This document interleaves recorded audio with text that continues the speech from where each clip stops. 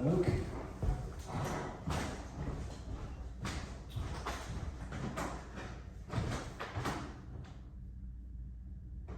I want to start this conversation with a very serious lecture about the state of poetry as it pertains to the so-called page as a kind of limiting, antiquated technology, and turn instead to new ways of expanding the poetics into newer, truer forms that better embody the state of the world in a non-linear way. Admittedly, my argument has some holes in it, but I'm going to make do. I also didn't have time to have a sound person, so I'll need some help there as well. Can someone make the sound of the phone ringing, please? Thanks. Oh, it's John Giorno calling from the great beyond. Hi, John. Oh, he wants everyone to know about the quote that he said once, how poetry is always 100 years behind every other art form in terms of basically everything. Innovation, motivation, politics, sex appeal, technology, etc. Thanks for calling, John Giorno. I love that quote.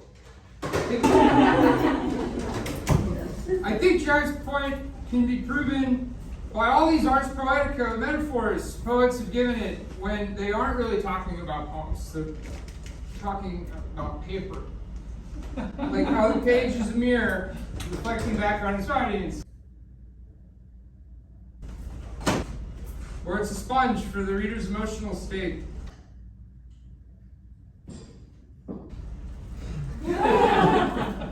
Or it's a loudspeaker trumpeting the poet's innermost desires. Can you press this back, please? Thank you.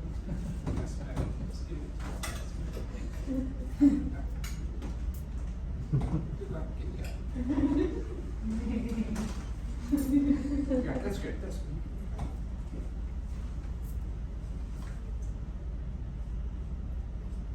Did you hear what I said? Or as if poetry is some truly life-sustaining substance that we need in our lives to survive. Or really, it's just a piece of paper. And it's beautiful stuff. It's just paper. And then there's all this talk about workshops, about how to crinkle the paper the best way ever. But when is the last time you heard of a 3/8 inch drill bit finding its way into the craft of a poem? Or a rabbit joint binding strophes together? Or a hand planer implicating some kind of revision process? And that's assuming the metaphor is wooden. Sheet metal is a whole other animal.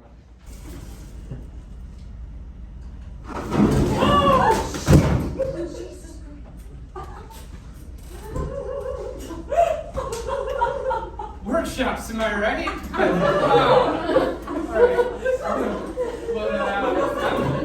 I'm sorry. I was just bragging about how I'm less aggressive with performance. And there you have it. Alright, now. Screws are stripped. Now, if you're really cool avant-garde material, you might call your sharing of work and working it out of labs. You might wrinkle the paper instead of crinkle the paper, but it's still just paper. This is too late. So the question remains, what on earth is a scientist doing in Santa's workshop? What on earth is a carpenter doing in a paper mill? Marshall McLuhan, the media theorist, had this kind of kooky theory about hot and cold media, where hot media is low in audience sensory participation.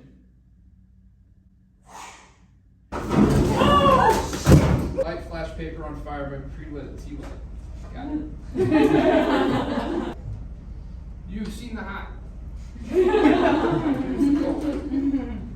And cold media involves a high amount of audience sensory participation, and so paper poetry is by definition lukewarm. Did you want to write? Okay, thank Me neither, you know what I mean? You have to complete the connection as a reader, but you just use your eyes and sit in a desk chair for the most part. Can someone please make the sound of someone sitting in a desk chair reading? Thank you. The poet Ralph Sorniak called this out back in the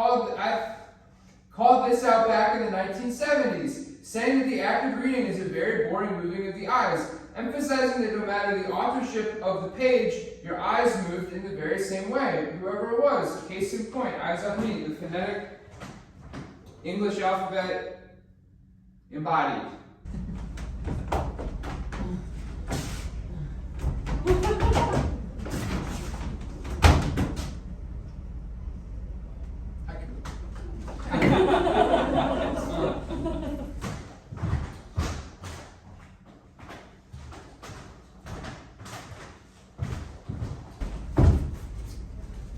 Whitman. You guys into poetry?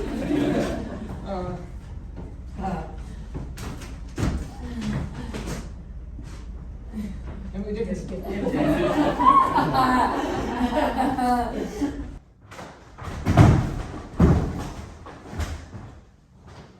Bob and Wheel, Beowulf.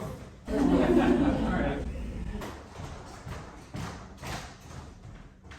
Can you push me? Can you give me a push? Language poetry.